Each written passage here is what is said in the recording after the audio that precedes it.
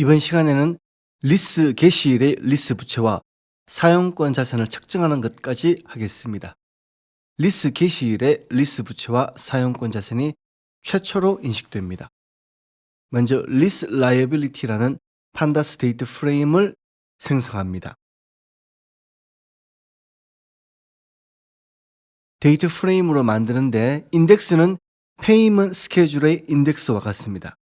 페이먼트 스케줄의 인덱스는 리스료 지급일이었죠. 그대로 가져옵니다.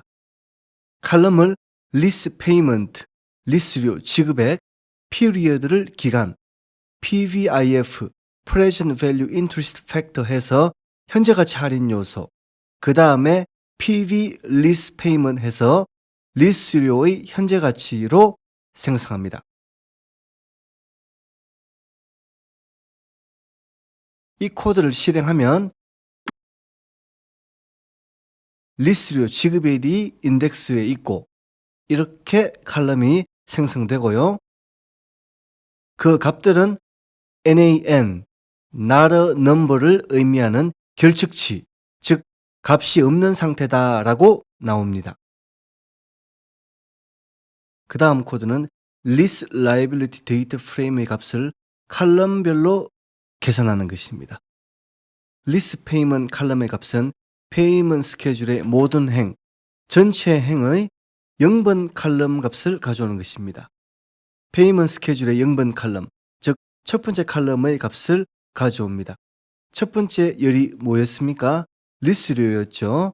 리스료를 그대로 불러옵니다. 다음 피리어드 칼럼에는 인덱스, 지금 인덱스가 리스료 지급일, 날짜이지 않습니까? 인덱스에서 리스 게시일을 빼서 계산합니다. 뒤에 .days가 있는데 이렇게 하면 두 날짜 사이의 날짜 수를 1 단위로 계산하게 됩니다. 여기에 365.25를 나누어서 연 기준으로 피리어드를 계산하는 것입니다. 25를 붙인 것은 4년에 한 번 있는 윤년을 고려한 것입니다.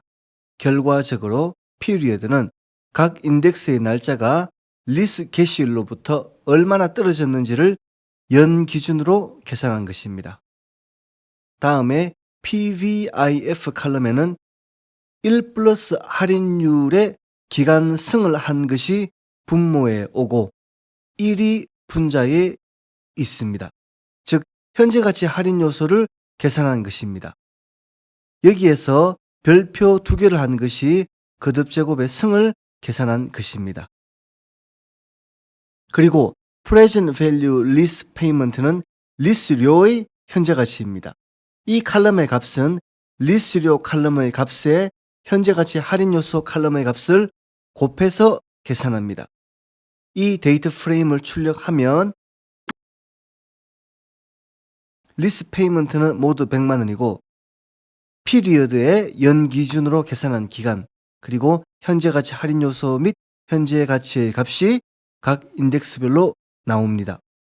그러면 리스 부채의 금액은 얼마가 될까요? 리스 게시일의 리스 부채는 각 리스료의 현재가치들을 모두 합계한 것이겠죠. 마지막 칼럼의 값을 합계하면 될 것입니다. 그 다음 코드 Initial Lease Liability는 리스 게시일의 리스 부채로 이해하시면 됩니다. Lease Liability Date Frame의 PV Lease Payment 칼럼의 합계를 구하는 것입니다. 그리고 이 값에 라운드 함수를 한 것은 회계 처리를 위해 소수점 이하는 없애기 위한 것입니다. 그리고 리스 부채를 최초에 인식할 때 유동성 부분과 비유동성 부분을 구분해야 하는데 이때 하나만 구하면 다른 것은 전체에서 먼저 구한 것을 빼서 계산할 수 있습니다. 저희는 유동부채 금액을 계산하기 위해 1 year later라는 변수를 만들었습니다. 그 값은 리스 게시일에서 1년을 더해서 계산합니다. 즉 리스 게시일의 1년 후 날짜가 1 year later가 되는 것입니다. 여기서 pd.date offset 하면 특정 기간을 나타내게 되는데 안에 years는 1을 입력해서 1년 기간이 되도록 한 것입니다. 이제 initial lease liability 중에서 current 부분, 즉 유동 부채 부분은 lease liability date frame의 인덱스가 1 year late라는 날짜보다 작거나 같을 때, 즉 날짜 기준으로 1 year later 이전의 날짜인 것들의 present value lease payment 컬럼의 값을 합해서 계산하도록 한 것입니다. 즉 리스료의 현재 가치 컬럼의 값 전체가 아닌 그 중에서 인덱스가 1 year later 이내인 것들만의 합계인 것입니다. 이렇게 계산하면 유동성으로 분류될 금액이 산출됩니다. 이 계산값은 나중에 회계 처리 시 사용할 것이고 일단 Initial Lease Liability 전체 금액은 얼마냐 계산을 하면 이렇게 해서 2368만 얼마 해서 나오네요. 그 다음에 Right of Use Asset 사용권 자산은 Initial Lease Liability 리스 부채의 최초 측정 금액, 즉 리스 개시일의 리스 부채를 말하죠. 여기에 Lease Payment Before 리스 개시일이나 그 전에 지급한 리스료를 더합니다. 또 Initial Direct Cost에서 리스 개수를 직접 원가를 더합니다. 기준서에 의하면 여기에 추가해서 리스 조건에서 기초자산을 해체 복구하기 위해 부담하는 원가가 있을 때에는 이를 더하는데 통상 복구충당 부채를 하죠. 이 금액까지 더해서 사용권 자산 최초 금액을 측정합니다. 본 사례에서는 이 부분은 고려하지 않았습니다. 이렇게 해서 계산하면 리스 부채보다 130만 원이 더 높습니다. 이는 리스 개설 직접 원가가 30만 원, 선급한 리스료가 100만 원이 있어서 그렇습니다. 이렇게 계산합니다. 사용권 자산의 감가상각은 위에 설명이 있는데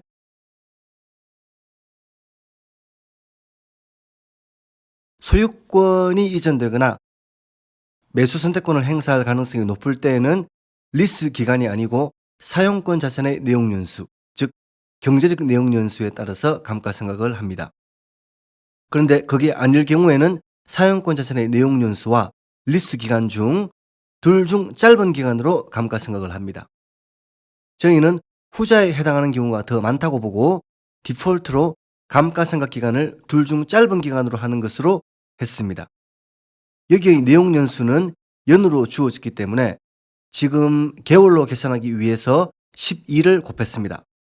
리스 기간은 당초부터 월수로 주어졌기 때문에 12를 곱할 필요가 없습니다. 이렇게 둘을 계산해서 둘 중 작은 것, 즉 짧은 기간으로 감가상각 기간을 계산합니다.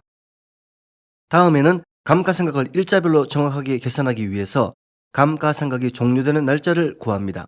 계산은 리스 개시일부터 감가상각 기간만큼 더해서 감가상각 종료 날짜를 구하는 식입니다.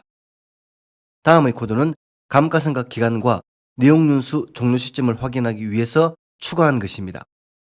본 사례의 경우 사용권 자산의 내용연수는 5년, 리스 기간도 5년에서 같은 상황이며 결과적으로 60개월이 나왔고요. 내용연수 종료 시점은 2028년 5월 3일이 되었습니다. 오늘 수업은 여기까지 하겠습니다. 감사합니다.